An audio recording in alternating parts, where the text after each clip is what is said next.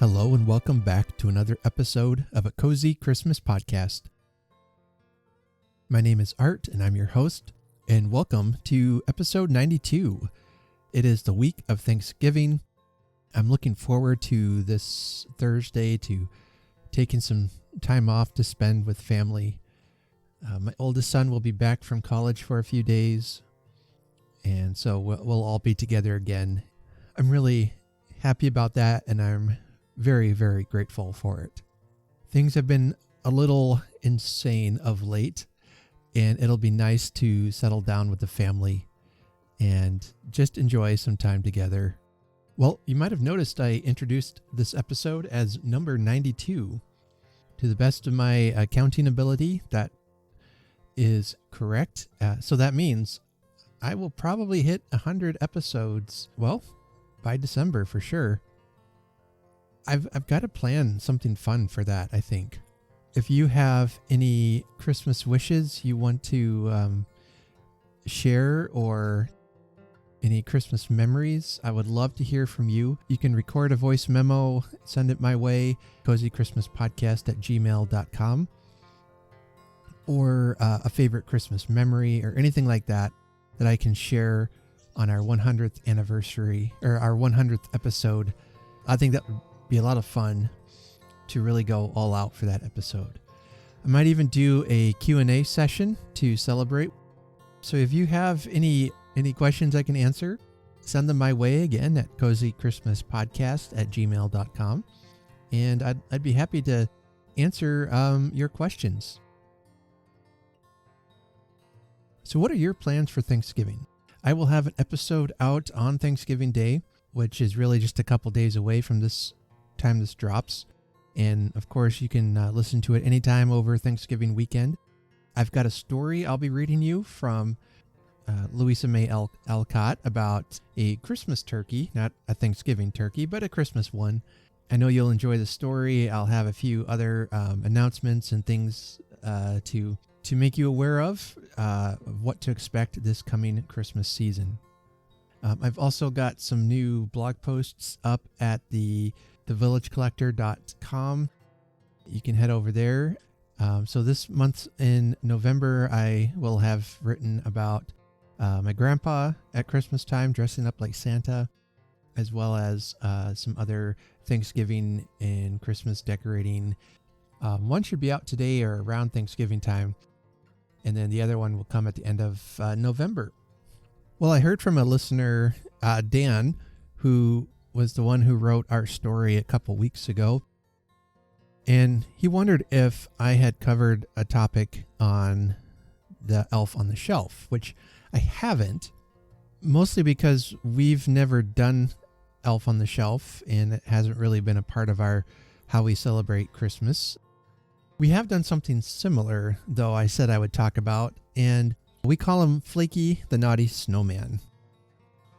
Now, I don't know if I've talked about Flaky before, but he came around, 10, 12 years ago now, maybe even a little bit longer. This was right around or before the time the Elf on the Shelf really became popular. We were trendsetters, I suppose. It was like a stuffed ornament of a snowman, and he had legs and arms, and just kind of dangled. And one particular year when we first started doing Flaky, our boys were real young. I'm not sure Gracie was even born yet. And we didn't have much. And when you have young kids, it's really, I think, important to make Christmas special, but to also show them that, well, to sound like the Grinch, Christmas doesn't come from the store. So we thought this would make a fun tradition. Flaky arrived with the Christmas tree, and he was there to help the kids celebrate Christmas. And so every morning, or just about every morning, the boys would come down and Flaky would be doing something naughty, like he got into the Christmas cookies, or he got into some Christmas goodies, or opened a present, things like that. One year he spelled the word poop out of glitter on the kitchen table. And that, as young boys think the word poop is hilariously funny. Just simple things like that. And we didn't say, that Flaky would, report back to Santa on whether or not they were naughty or nice, that sort of thing. He was just sent by Santa to add to our Christmas fun. And it sure did. And then a year came when they were, I think Mom and Dad we were kind of tired of trying to find all the things that Flaky could get involved with. And it was evident that Flaky had run his course and the kids had kind of outgrown it. Although, I still miss being able to do Flaky and to have him here, but it certainly was a way to add a lot of fun to our Christmas celebrations. And really it was an easy way and a free way to make Christmas special. And I know probably a lot of us this year are really feeling the crunch. Things are more expensive. Just everything's more expensive, from gas to toys. I mean, even the dollar store has raised their prices to $1.25, and it's just something we all feel. I want to encourage you that, as cliche as it sounds, to remember that Christmas indeed does not come from the store. That if you look and think about it, there are many things that you can do that are absolutely free, that require very little planning, very little muss or fuss, and can really create some lifelong memories. I might have shared this on the podcast before. I'm forgetting which stories I've told and which ones I haven't. One of the years that we were really feeling the tightness in the old wallet, a local mega mall place near us in the Des Moines area was having a big Christmas tree lighting ceremony, and we went to that. Gracie was very, very little at the time. Our boys were young, so we bundled up in the cold and went. And a group called the Blenders was having a free concert at the opening of the Jordan Creek Mall in Des Moines. They were one of our favorite Christmas bands. They're a band kind of like a boys band, based out of South Dakota, I believe. We got to go to one of their concerts one year, and they sing some great Christmas songs. I'll try and link some in the show notes and as well as on our Facebook page. I really, really love their music. Anyway, so they were doing a free half-hour concert before the opening of the mall and the lighting. I think it was kicking off like Black Friday weekend or something. It was Thanksgiving evening. So we went. It was so many people, but we got to see the Blenders sing, and we were just kind of dancing around. And then people from the radio station were making the switch to Christmas, and Santa was there, and he used Christmas magic to light the Christmas tree at the Jordan Creek Mall. And it was so neat because he had a magic wand, and they counted down 3, 2, 1, and he hit the switch, and this firework went shooting out across this little pond area they had, and then like this this ball of sparks went towards the tree. And from our perspective, it looked like when it hit the tree, the Christmas lights all came on. It was quite the show. And we've got a video of that night, and they started playing fireworks, or they started shooting off fireworks while playing Christmas music. And we have a video from that night that is just precious because, it captures the wonder in my boys' eyes of seeing Santa and the Christmas lights and all the spectacle. And yeah, it was just such a precious, precious moment that is one of my favorite Christmas memories. And the radio station was giving away free hot chocolate and cookies, I believe. And we just had a fun time. And you know what? It cost us $0. We didn't even go into the mall to go shopping, which I know they were hoping you would do, but we had no money, so we couldn't do it. but we just had to make Christmas special. And there have been years where we've had plenty, and there's been years we've had a little bit. But I think what's important is to hold on to the fact that we had each other and we were together, and it was better than any Christmas I could imagine.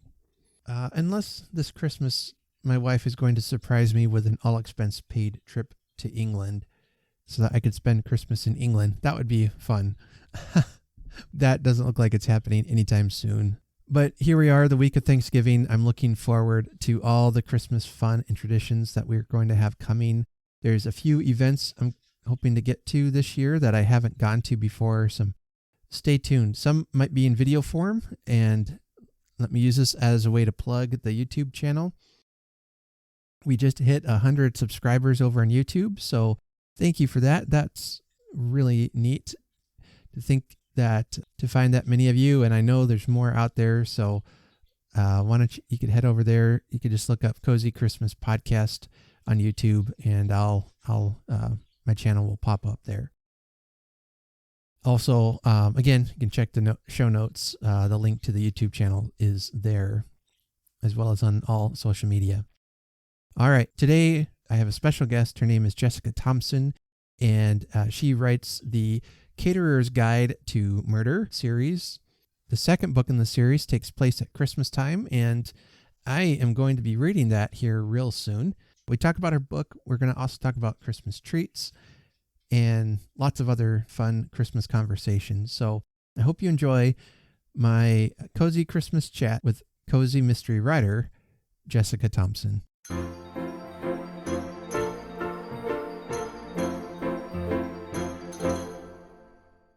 Today I have a very special guest with us. Her name is Jessica Thompson, and she is a cozy mystery writer. And today we're here to talk about her. You've written a Christmas edition entry now, the Caterer's Guide to Holidays and Homicide. So this combines two of the things I love, a mystery and food, which just pretty much sums up, I think, all you need to know about the book going in. So welcome, Jessica. Yeah, thanks for having me, Art. And yeah, I'm pretty proud of this book. It came out last winter, but I still really like it. What this book is about, it says, while acting as personal chef for a friend's mountain retreat, Violet and her husband Jake must set aside their stress over infertility and create a magical and delicious holiday until tragedy crashes the party.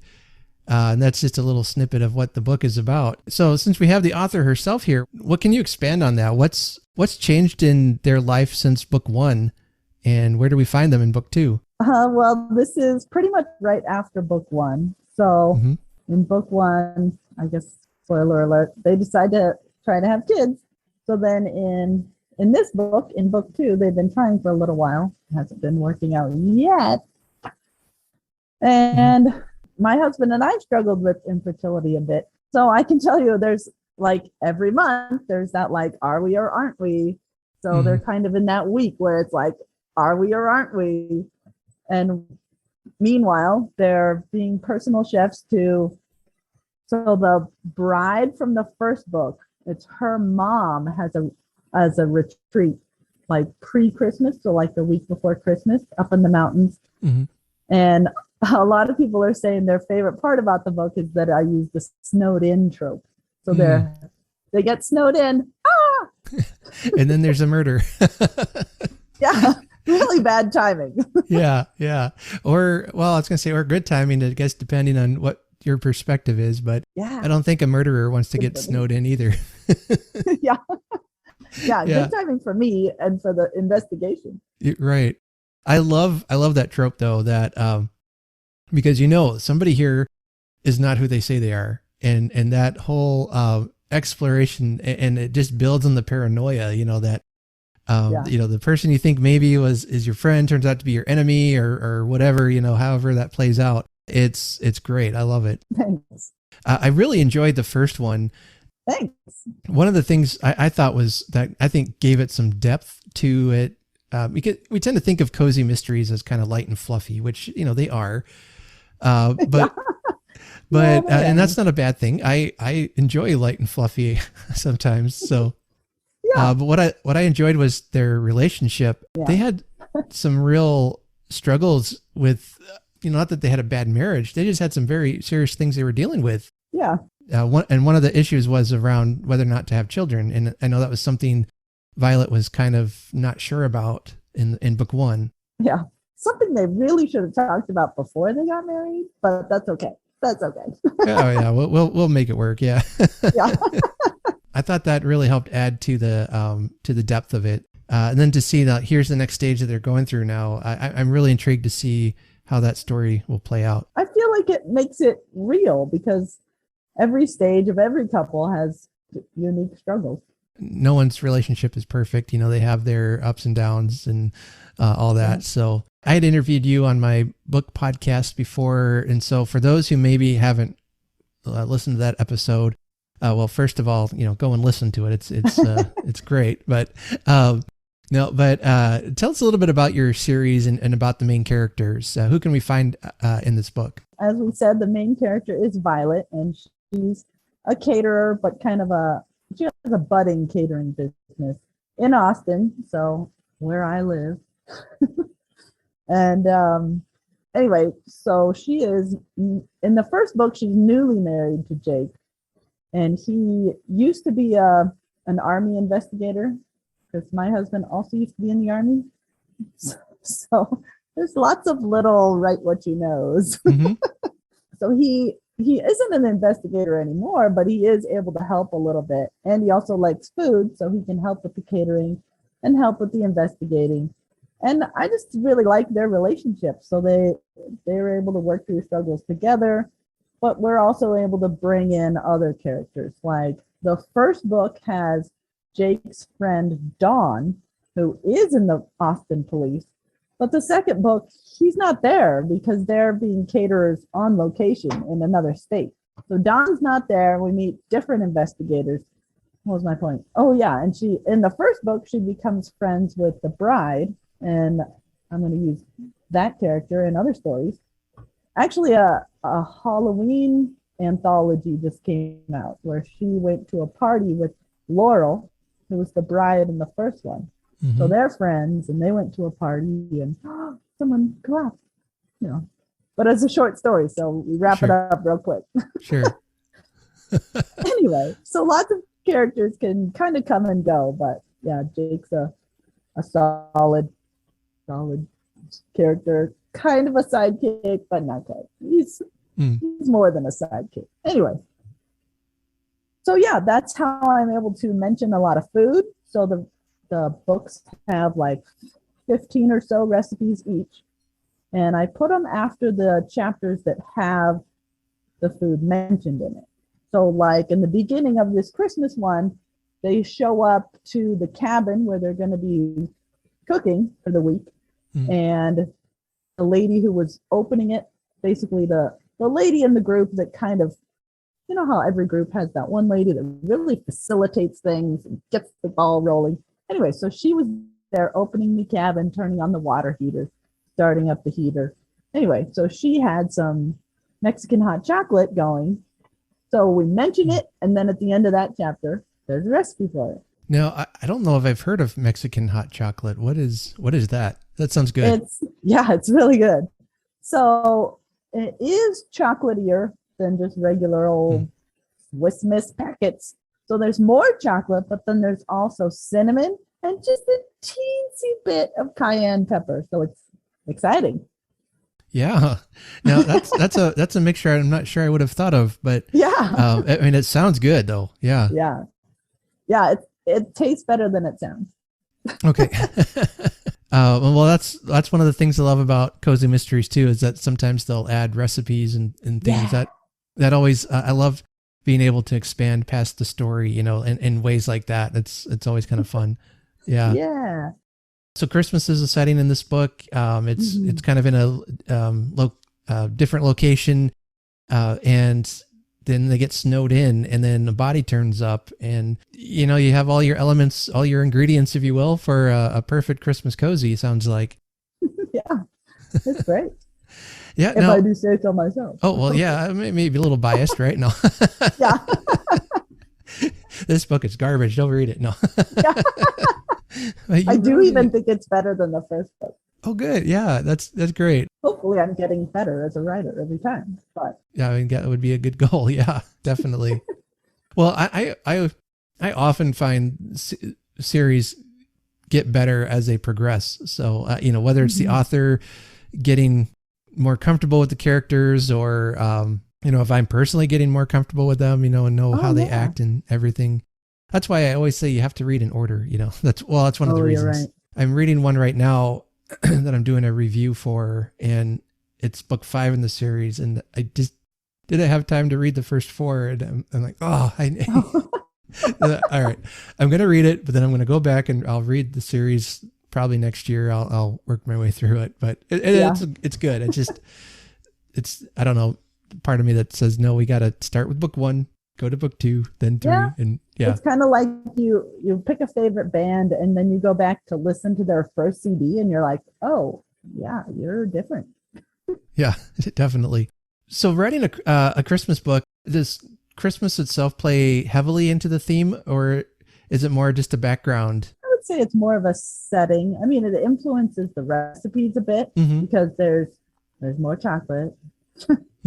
But mostly it's setting, so it's snowy and it plays into murder methods and all the good stuff. It's an ingredient in mode of death. Okay. now I'm really curious. Yeah. No spoilers, please. Yeah. Yeah. But this whole snowed in thing was a major plot device that I used. So I guess it's partially plot, but mostly setting. Yeah. Well, it's fun to see how some are almost integral to the Christmas mystery. And then others are the setting, and each one has its own strength, I think. Just based on what I know from the first one, this would be a great book to read this time of year and really get you into the holiday spirit, I'm sure. Whether you want to kill the guy in front of you in line or what, I don't know. It's like, don't read it if you're really stressed out, I guess. Yeah, maybe not. No, but that's something I love about cozies. They're not real. Yeah, they're very, just the whole relaxed atmosphere. Honestly, I think I read them throughout the year, but I love this time of year to read them most, just to curl up with one, or once you get the Christmas lights up and everything, it's great. Yeah. Me too. Writing this, probably you wrote it not during December. Were you able to channel Christmas spirit throughout the year, or is that? Yeah, that was part of the best part. Oh yeah, good. So my husband's one of those people that's like, you can't play Christmas carols until he says December 1st. And I'm like, oh, wow. I'm sorry, no. Yeah. As soon as Thanksgiving's over, that's the best I can offer. Yep. And then my kids are like, November 1st. And anyway, I was able to put on my headphones and listen to Christmas songs all year long. There you are. I typically really start listening about November 1st. Yeah. But I use my headphones, so I don't bother those who don't want it. I'm not saying I'm married to the Grinch, but yeah, me neither. But I tease her. I said, yeah, you're just one of those normal people, that thinks that Christmas is only in 1 month. Yeah. Well, she says she tempers me so that I don't do Christmas 12 months out of the year. And so there's some healthy balance there. So yeah, us too. Healthy balance. That's it. Yeah. Now I want to ask, what are some of your favorite Christmas songs to listen to? I made a Pandora playlist. So because I was writing, if I'm hearing words that really messes with me. So I was doing Christmassy instrumental classical. So I whittled it down to, I think there were some foreign language because those were just like straight over my head and didn't bother my writing. But yeah, so I guess during writing, it was instrumental ones. But anytime, I really like the church ones. There's really pretty, Christ-centered ones. They're so pretty. But yeah, I love the instrumental, especially if I'm doing something like, focusing or writing or whatever. My favorite is Doug Hammer. He plays piano, and he has a couple of Christmas albums that are just very gentle, cozy sounding Christmas music. And it's my absolute favorite. Yeah. I'm writing that down. Yeah. I think, Doug Hammer, his album is called Noel, one I really like, but he's got 2 Christmas ones. And he pops up a lot on the instrumental channels on Pandora. So so maybe I've already heard him. Yeah, you've probably heard. I'd be surprised if you hadn't. Yeah. Like usually on Pandora, I don't ever pay attention, but there was a couple songs that just kept coming up that I thought, oh, that's beautiful. What is that? And then I found out Doug Hammer. Okay. And then kind of follow his music more. Cool. Yeah. It's probably one of my top favorite albums. And that's one I won't listen to until it gets to December, because that's like a special Christmas one. So that's how I can keep things a little more fresh. Yeah. You got to keep it special. Yeah. Right. Yeah. Let's also talk about some of the recipes in your book, or do you have any good recommendations for recipes for for special Christmas treats? Maybe there's some in your book that you could share with us. Oh, sure. My favorite ones are just family ones. So I got those out too. If anyone was interested in those. So yeah, my favorite one in the book, there's a chocolate peanut butter cheesecake. It is rich. So, tiny slice. Because otherwise you're like, that makes it sound like it's not good. It's really good. No, yeah. It sounds really rich though. Yeah. And I first made it for a gluten-free friend. And then it was so good that I kept making it. So it's a peanut butter crust and then a filling that's loosely based on the America's Pets Kitchen New York cheesecake filling, and then ganache over the top, chocolate ganache over the top. Yes. That sounds lovely. Yeah. That's my favorite one in the book. But my favorite one, just like at family celebrations and stuff, is my grandma's cranberry relish. It's heavily pineapple-y, so even people that don't really like cranberries really like it. So I always try to get my family to make it for Christmas again, but they're like, we just had it for Thanksgiving, we don't want it for Christmas. So I guess I'm the only one that likes it that much. Okay, I found the cheesecake one. It's on page 141 if you're in the paperback. It's classic cheesecake with peanut butter crust and chocolate ganache. I guess that's a long title. But the crust is gluten-free, so it's peanut butter, sugar, vanilla, and egg. And that's it. I love cheesecake, and I love chocolate, and I love peanut butter. I don't always love the chocolate and peanut butter mixed together, though. But okay. That really sounds good. That sounds really good. I guess they're not quite right next to each other. So okay. Have a bite of this, have a bite of that. There we go. That might work. I might have to experiment. That's what I'm saying. Yeah. Let's see. I think it was last year I came across the recipe for chocolate turtle brownies. Yeah, and I've made those a few times and threw some walnuts in just for some crunch. And oh goodness, those are good. I put on a few pounds after that. Yeah. I've been craving gingerbread lately, so I might have to make some gingerbread cookies. Oh, nice. No, what kind of cookies do you like? Oh yeah. My sister makes these great pumpkin chocolate chip ones. So I also got out the recipe for those. I think she got them from somewhere. I don't think she made it up. Oh, she got it from her friend. You know how recipes always like, who got it from this person? Who got it from this person? Who got it from this person? Anyway, so. Yeah, then they travel. Yeah. So I don't know where it started, but it's really good. Pumpkin chocolate chip cookies. Yep, my wife makes some of those, and I've made them a few times. That's a big favorite in our house too. I kind of like just the plain chocolate chip cookies. I can be simple, but when I got married, my wife brought in a whole bunch of family recipes, and a lot of them were cookies because they used to do a lot of baking at Christmas time. So I got to try all kinds of new cookies that I'd never even experienced before. And this was heavenly. Yeah. Well, I forgot. My actual favorite is the first recipe in the first book. This one. Oh, mm-hmm. It's a chocolate oatmeal snickerdoodle. Mm. Once I finally nailed that recipe, I came out of the kitchen. I was like, good news, everyone. The perfect cookie has been discovered in our lifetimes. Did they share in your excitement, or did they have to do some testing? Oh, okay. No, they were just like, yeah, okay. Okay, yeah. I guess they're used to being saying weird stuff. Oh, it's hard being the weird one in the family. Wears off, I guess. Yeah.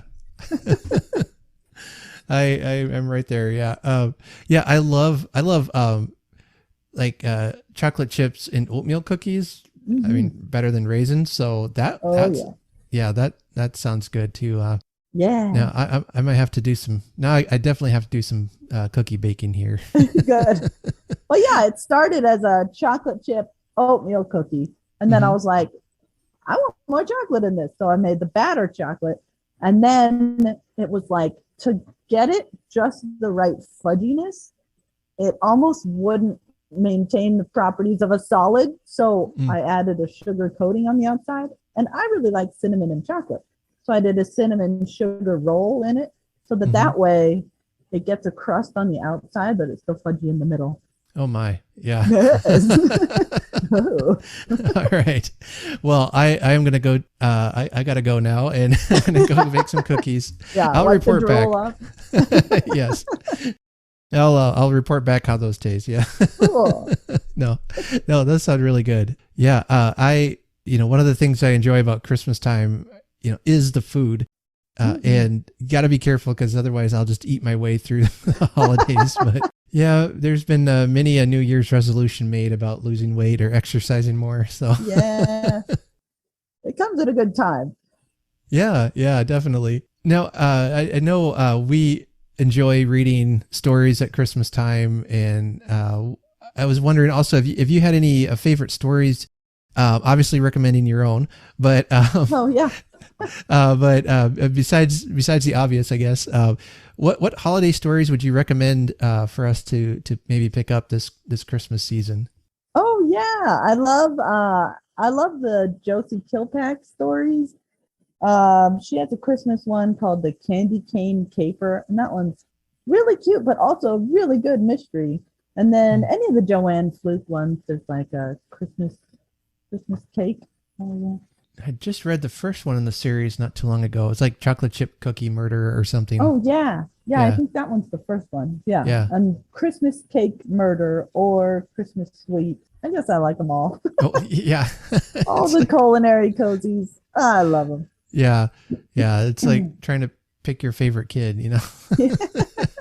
I always say it depends on the day which one's my favorite. So it's the same with books. Yeah. Yeah. There you go. But the other one was called the Candy Cane Caper. Yeah. You said? Okay. I think that one's a short story, but it was really good. Oh, yeah. Guessing the whole time. Yeah. Well, I mean, novels, short stories, whatever. Sometimes we're so busy at Christmas time, all we can handle is a short story. So yeah. There's some that will combine like 3 different novellas from 3 different mystery series, kind of around the same theme. And I like those because especially at Christmas time when you're real busy, you can just pick up. This is only 100-page commitment. I can do this one. Yeah, that's great. Ranking some of the holidays of the year, is Christmas your number one favorite, or oh yeah, is it near? Yeah, cool. Way up at the top. Excellent. Well, you're very welcome here to our community then. So good. There isn't even a close second. There. Oh, wonderful. Yeah. Yeah. A friend of mine who does a podcast too, he calls Halloween is just the speed bump on the road to Christmas, That's good. That's the way you mark when to start. Yep. So the day after Halloween, it's time for the Christmas music. Yeah. And that's right. And then I always say, people ask, what about Thanksgiving? And then I'll say, well, I'm thankful for Christmas. And, and part of how I, celebrate Thanksgiving is by, having Christmas decorations out and Christmas music. And it's kind of just it's a necessary time to stop and be thankful. And I'm great. I truly am grateful for that holiday there. But, so I certainly don't forget about it. It's just kind of incorporated into how I celebrate Christmas now. And yeah. It's almost a Christmas warm up. It's like Right. you're just opening the choke and getting ready. Right. Yeah. Getting the engine revved up and Yeah, getting some practice in on that's right. eating food and That's right. yeah, get ready for the big day. Yeah. That's right. And then it gives you the time off to decorate. Mm-hmm. Yeah. I have a little space that's my own, or a little office or something. I can decorate however I want. So Yeah. on one of my bookshelves, I have a couple little Christmas statues that have been there, all year, just kind of tucked away in there. So I kind of like Cool. that. Once all the decorations come down, there's still a little item here or there. Almost like once in a while I'll see it and like, oh yeah, Christmas. All right. Yeah. Well, that works out because you have a Christmas podcast all year. Right. So it's Right. Yeah. So I kind of have to do something to keep the feeling going. yeah. So And you can't totally put away your decorations. You got to use those. more than just once a month or one month Yeah. out of the year. Yeah, exactly. Yeah. So Christmas being one of our favorites, I also like to ask people about their favorite Christmas traditions or memories. So that so what do you have that's a tradition maybe you do with your family that you enjoy? And then if you had some kind of a Christmas memory from either when you were a kid or even as an adult that is real precious to you. Ooh, that's a good question. Well, first I'll say the traditions. I like cooking. I like us all being in the kitchen cooking together. Mm-hmm. And my mom she's like an expert pie maker. She gets the dough so thin it's translucent when you hold it up, but it's still really flaky. It's really defies physics. Anyway, so her making pies, but then we're not just going to banish her to the kitchen and make them all by herself. Right. So we all help make the pies and cooking for several days. I like that part. Mm-hmm. Other people are like, so the rest of my family's like, let's keep it simple so we can relax. And I'm like, that is relaxing. Yeah, wanna exactly. If you want to help me, you can do the dishes or something. Right? Yeah. You do clean up. That'll help me relax. Here, peel this. Yeah. Yeah. Yeah. My wife makes one called Linserschnitten, and it has like peeled lemon, or like not peeled lemon, like grated lemon peel in it. Cool. And it's really good, but she can't really do that so much anymore. She has rheumatoid arthritis, so her knuckles really sometimes will swell, and so that's usually my duty is to grate the lemon peel. Great. It's like, all right, it is now time for the annual lemon grating. Yeah. Everyone stand back. Nice. Yeah. No, it's fun. Then when my wife and my daughter get in the kitchen, they like to crank up the Christmas music and, dance around and just have a good time in there. So yeah. Perfect. Yeah. It's so fun. You can make these great memories without even having to go anywhere, and it's maybe something we've discovered, especially the last couple of years when sometimes we couldn't go anywhere. Yeah, that's true. And then because the not going anywhere is more like the norm for my family, I think the Christmas I remember being the most special was going. So my dad was going to he traveled a lot for work. So he was going to be in Vermont the week before Christmas and the week after Christmas. So instead of him coming home for a week, we went there for a week. So we got a little apartment, and so we went to Vermont for a week, and people were like, why are you going to Vermont? And it was like, for fun? Do you know anyone there? No. No.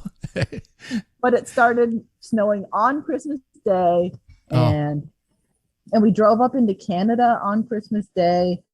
And my parents tell this story like the police pulled them over in Canada. They were in a rental car from Vermont, but the plate said Kansas or something. So they looked really suspicious. Yeah. And then the way the officer said it was like, where are you going this fine Christmas day? In the snow. The snow was the horrible part. Yes. The part that made this all really suspicious. And then a budding mystery writer was born, right? Yeah. Yeah. But yeah, that was super fun because as a California girl, we didn't get a lot of snow. Oh, sure. Yeah. Well, and now based in Texas, you probably don't get a lot down there either. Nope. Except for like 2 years ago. When was that? Year and a half. We had that crazy snowstorm that made us lose power and everything. I remember. So I remember that. That was a little less fun now. Yeah. Living in the Midwest, we'll get snow, but lately it seems like it more happens in January and following, and it's by that time I'm ready for maybe spring to come around. So it's like, can't we move this up to late November, December, and then have you're already done. I'm just getting ready for. I like to go hiking and walking around outside. I don't want it to snow. Too bad. But something about snow, every time it snows, I just get that Christmas feeling every time. So it's so magical. It is. It really is. I don't know. Maybe I'm just a sucker for Hallmark movie moments, But it's like, oh, it's snowing. Something special is happening somewhere. Yeah. This all sounds like you have a real Christmas spirit and a lot of fun with your family. So I'm going to sound corny here, but that's really, as I get older, that's just really becoming more and more precious to me, just making sure to have those times for your family. Definitely. Now I guess going back to your book real quick as we'll wrap some things up here, but is there going to be a book 3 in the series? Yeah. So I'm actually going out of order because, so the first book was my first book ever. So I kind of started with what I know, which is married life. I didn't have a real dramatic and, intrigue-filled dating life. It was like, hey, my husband and I met, fell in love, got married. That was it. I mean, yeah. You want to get married? Oh, sure. Yeah. Yeah. I got nothing better to do. I love you. No. You love me? Yeah, let's do this. All right. Oh, right. Yeah. Sign on the dotted line. Yep. Yeah. No. So anyway, so I started with Violet married life. And the book I'm going back to is when they first met. So it's a Valentine's Day book, but I took too long to write it. So it's not going to come out till 2024. But anyway, so that one's being edited. And then I'm also starting the rough draft of like a Thanksgiving time one. Because Violet got married in December, I figured like a month before her wedding, she's getting cold feet. Would you recommend they read the book in chronological order or published order, or would it matter? I don't know now. Okay. If you're going to be judgmental of my writing, then I guess read it in publication order. Yeah. But if you want to follow storyline, it'll be out of order. My dad was telling me that's how Jack Reacher books were. I guess the author skipped around and wrote earlier ones, wrote later ones. So he was like, so it's fine that you're doing that. Other people do it. And I was like, oh, good. Yeah, just do what works for you. That's what I say. Yeah. I wasn't good enough of a writer to do a meet cute yet. Sure. Because I didn't really do meet cute. It's like, yeah, what would you call that? I guess I don't know. Yeah, meet casual or something. Yeah, that's good. I woke up one day and I was married. I don't know how that happened, but I met this guy. He was cool. I don't know. Yeah, we thought we'd hang out. Yeah. Put up the Christmas tree. I don't know. Yeah. Awesome. And you said that's coming out in 2024. Yeah. So we still have about a year. And so the one I just started writing might actually come out before that. Oh, okay. I don't know. And I just decided I'm going to self-publish one, maybe spring or early summer. I guess I don't have my calendar worked out that great yet. That's okay. Oh, okay. I can advertise. So a Halloween anthology just came out that I was a part of. It's called A Haunting of Revenge. I'm the first story in it. Oh, right. Now, is that set in Violet's series, or is it just okay? Yeah, so it's Violet and Laurel go to a Halloween party. Oh, okay. So that's the one you mentioned earlier. Yeah. And that one just came out. And then for New Year's, there's another Violet short story that's coming out in another anthology. That one's going to be called Riddles, Resolutions, and Revenge. I guess, do you like short stories versus novels, or? I like both. Yeah. I started out with novels just because it was like I don't know, I'll write this story and see how long it comes out. Oh, 70,000 words. Great. Yeah. So I had to do more learning to do a short story, but it's working out and they're fun. Oh, because I also put out an anthology with friends. So this one we're saying it's campfire stories. So it was kind of Halloweeny, but it's more just like anytime, because campfire time is now in Texas. It's too hot during the summer. No one has a campfire during summer. Right. Anyway, so whenever it is that you have campfires where you are, and there's that old holiday tradition to tell ghost stories around the fire. I've never done that, but it would be good for that too. Yeah. So it's called Beyond the Woods, a supernatural anthology. All right. So yeah, if folks want to feel like a Victorian sharing ghost stories around their hearth, that would be a book to read then. Yeah. Yeah. And they're spooky, but they're clean. So they're not like super gory. Yeah. Anyway, they're kind of cozy too. Yeah. Oh, wonderful. Well, I'll make sure those are all listed in our show notes as potential shopping opportunities for folks. So Thanks. Tell us about where we can find you online and order your books. My website is jessicathompsonauthor.com, or all my books are on Amazon.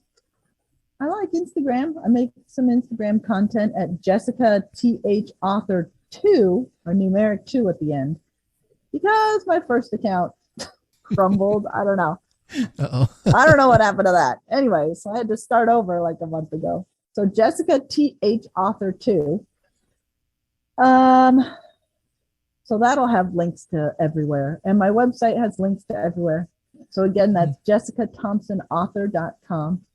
Okay. And then, all my books are on Amazon, and there's ebook or paperback. Depending on when this comes out and how the mail carrier system's doing, the ebooks are definite route.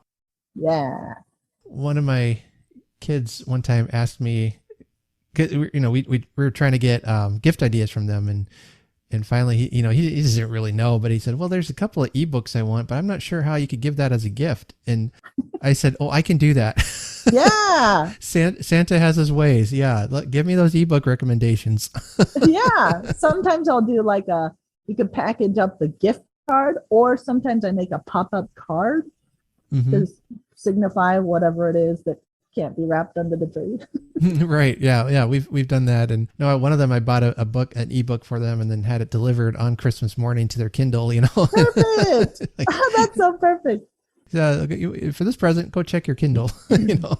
Yeah. I can't find it. Oh, okay. Well, that's a whole other problem. Yes. Yeah. That's on you now. Yeah. All right. Well, Jessica, thank you so much for joining us today. Yeah. Thank you. And I've enjoyed your writing and can't wait to read more. So thanks for taking the time to be here. Yeah. Thanks for having me. All right. Well, you take care. You too. Bye.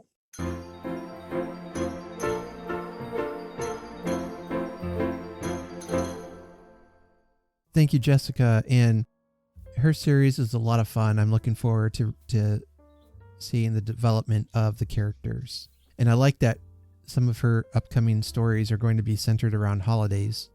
I will be back on Thanksgiving Day with a story. I truly hope that you are able to get some time off of work to spend with your family, to put up the Christmas decorations, to do some shopping if that's your thing, and just have a fun and safe weekend ahead. So remember, if you have a question for our question and answer segment for our 100th episode, please get those in to me as soon as you can at cozychristmaspodcast@gmail.com, or you can message me on any of the social media accounts that I belong to. Go ahead and reach out to me there with your questions or stories or comments. I'd love to read those as a part of our 100th episode. With that, thank you so much for listening. Just a reminder, if you would like to help support the show, you can find some links in the show notes. This will be my third Christmas podcasting, and truly, at this point, I feel like I could do this for the rest of my life. It has been so fun meeting you all online and getting to know you.